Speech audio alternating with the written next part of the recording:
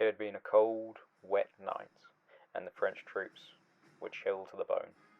Take the village, they'd been told, and then you'll be able to rest and eat. However, during the night, their commander had got them lost. Typical officer didn't know how to navigate. So now, in the early hours of the morning, the French forces are approaching, ready to take the village.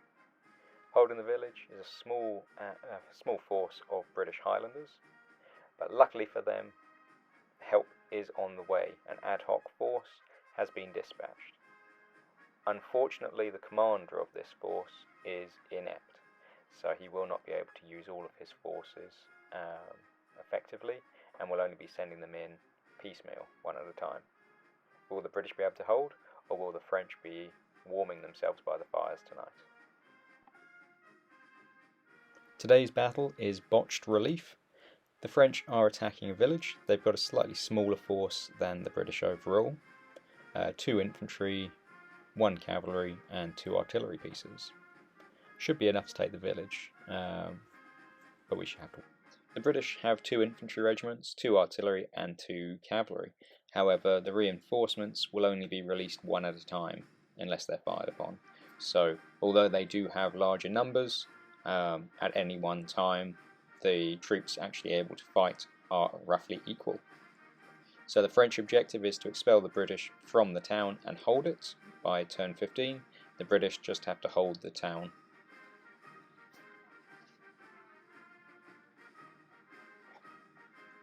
So the board itself, relatively flat apart from the hill in the top right and the village with its cornfields are in the surrounds. There's a few outcrops of trees, but overall we're not using them as wood blocks, they're there just as scenery. Although cavalry would become disorganised if it rode through it, so we'll have to skirt around. So turn 1 saw the French moving straight for the town, and the relief column did arrive on the hill, although at this stage they're unable to do anything. At the end of turn 1, the French cavalry are using the hedges for concealment. French artillery fired on British artillery in the town, and the British cavalry moved down towards the French infantry, and the British second gun fired onto the French cavalry, whilst the first gun fired back at the French artillery.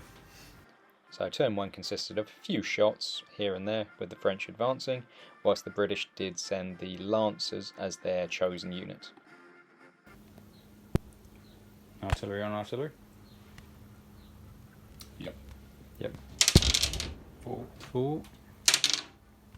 7. And then we hold artillery onto French cavalry.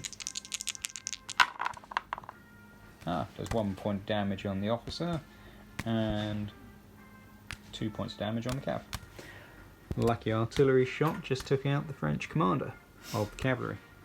British artillery firing onto French artillery.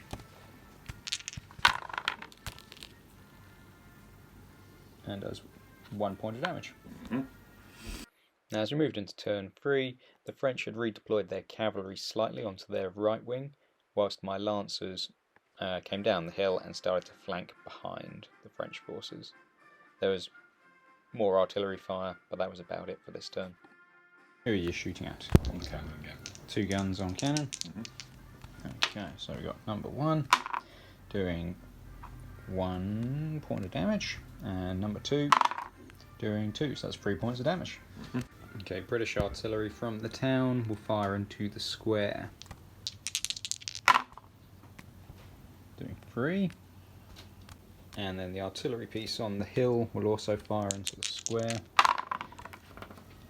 Doing 4, but it's long range, so it's -2, but then +1 because of the square, doing 3 points of damage.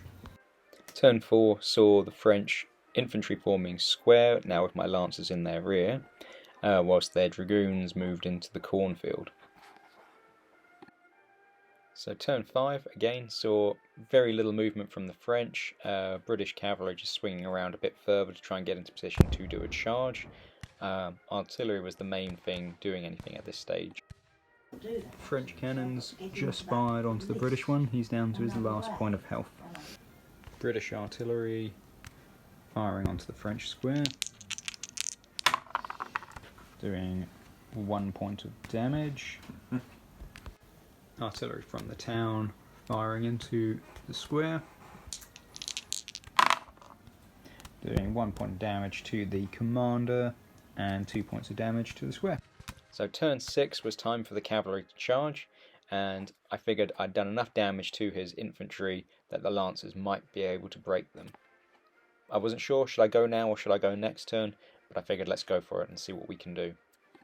I mean, what can I say? They're the noblest cavalry in Europe, and the worst led. British artillery firing onto the square. Well, it's okay then. So why does he possibly need me to tell him? Well, when you send 2 points of through damage. the The first one did 2 points of damage on the square, and then second artillery firing onto the square, short range, does 1 point of damage, but also wounds the commander. Grape onto cav. 3 plus 3. Yep, so that's 6. There was a bit of a risk charging the square with the lancers. They've just lost over 75% of their strength, but if they can win, then they'll destroy the guns as well, and the game will be won. If they lose, they're dead. So, lancers versus square, do 4. Square versus lancers, do 4. Okay, round 2. Infantry take 4, and cavalry take 3. 3 for the infantry, and 4 against the cavalry. So that was a devastating melee. The lancers were able to destroy the square and cause some damage on the artillery pieces, but were annihilated in doing so. So the French are still alive. However, the next unit from the hill is now released. Who will it be? And so my cavalry charge, it did work. I was able to destroy their square. Although unfortunately in the charge the lancers were wiped out also, or all but destroyed, especially when the artillery grape shot at them. But it did the job that it was required to do. I could afford to lose them because I did have extra cavalry and infantry on the hill, so I could just bring them in. So overall it was a good move. I also at this stage started to swing forwards the Highlanders from the town to come out and start to engage their artillery pieces. Artillery versus cavalry does 1 point of damage. Skirmishes. Okay, grape onto skirmishers. 3 plus 3, so that's 6. So it was really now like having a bear in a pit. I mean, the French had cavalry, but they weren't really capable of doing much. And artillery pieces which were blasting me, but my troops were in skirmish formation, so they were slightly safer from the blasts, whilst the Scots Greys slowly but surely made their way down the hill. It was a bit of a risk bringing the Scots out, because if his cavalry did charge, he could occupy the town, but I couldn't hold them back. They had to go for it. Artillery onto cavalry, doing 1 point of damage to the commander and 1 to the cavalry. And then we've got skirmishers firing onto the artillery, and that's d5 minus 2. So if the first one does 1 point of damage, and the second one does 1 point of damage and hits the commander and kills him. He's gone, has he? Gone now? Yeah. God. So we're just doing morale for the French cavalry. With Napoleon dead, they've got to roll a 4 or less on 2 dice. And they've broken. What has? The French cavalry. Oh, lost. So they're straight off the board. They're off the board. Good. Final artillery piece. See whether he breaks or not. He's a 6 or less. He's passed. But, good grief. Guard artillery. Yeah. And by turn 10, the artillery pounding away at the cavalry pretty well the whole game had destroyed them. One of his artillery pieces did break as well, so it was just down to the 1 guard artillery piece. French artillery on skirmishers, 3 points of damage. Nice. And so with the last blast of the grape, the battle was over. The artillery were knocked out by the skirmishers, and the British held the town. so British Major Victory. It was a very hard one from the French perspective. I would like to have given it a try, and there's definitely a few things that I would have done differently. Let me know below what you would do differently if you were playing as the French. Yeah, interesting one. Anyway, thanks for watching. Please like, subscribe. As I said, leave some comments below, and I'll see you next time. Take care.